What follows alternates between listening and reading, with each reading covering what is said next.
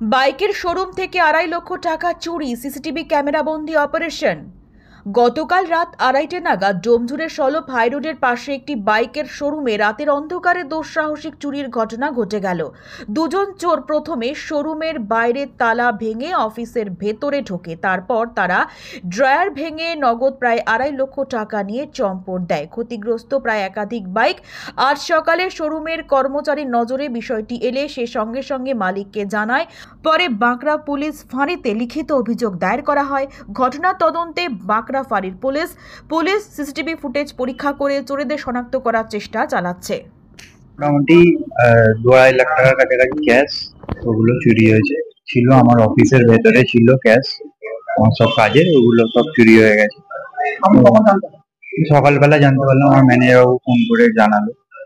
তো ওগুলো হয়েছে, যা হয়েছে। এবার নিচে আপনার এখানে আর্য পার্টির লোকেরা থাকে, কি জানি তারা কি করেছে না করেছে, এরকম ভাবে কিভাবে কি হবে জানি।